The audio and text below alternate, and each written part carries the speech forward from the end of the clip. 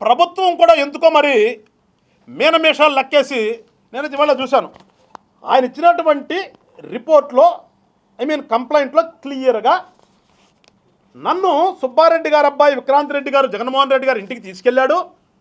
ఆయనకి నేను ఏదో చెప్పే ప్రయత్నం చేయకపోతే ఏమీ చెప్పకుండా వినకుండా విక్రాంత్ రెడ్డి ఏది చెప్తే నువ్వు అది చెయ్యి, అంతకుమించి మాట్లాడొద్దు అని బెదిరించాడు అని చెప్పినప్పుడు జగన్మోహన్ రెడ్డి గారు కూడా ముద్దాయి కదా దీంట్లో. జగన్మోహన్ రెడ్డి గారు క్లియర్గా ముద్దాయి కదా రిపోర్ట్ ప్రకారం. మరి ఏమైంది గవర్నమెంట్కి ఇవాళ ఉన్నటువంటి కూటమి ప్రభుత్వాన్ని నేను ప్రశ్నిస్తున్నా.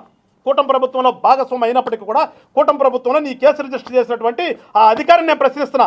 ఎందుకని జగన్మోహన్ రెడ్డి గారి పేరు నిందితుల జాబితాలో చేర్చలేదు?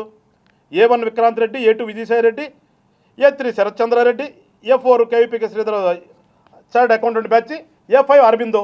అసలు అరబిందోనే ఫస్ట్ ఉండాలి దీంట్లో. అరబిందో అండర్ రియాలిటీ అన్నాడు. జగన్మోహన్ రెడ్డి గారి పేరు ఉందో కదా క్లియర్గా. మరి ఎందుకు వచ్చిందో మా అధికారులకు కూడా అర్థం కావట్లా. అంటే అదే మొన్న మా పవన్ కళ్యాణ్ గారు క్వశ్చన్ చేసింది.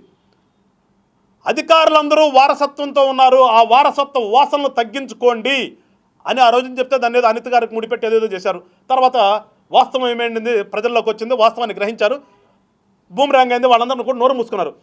ఇవాళ ఇదే అధికారులు అడుగుతున్నారు కేసు రిజిస్టర్ చేసినటువంటి సిఐడి వాళ్ళని, జగన్మోహన్ రెడ్డి గారిని ఆ ప్రైమ్ ఎక్యూజ్డ్ లిస్టులో ఎందుకు చేర్చలేదు?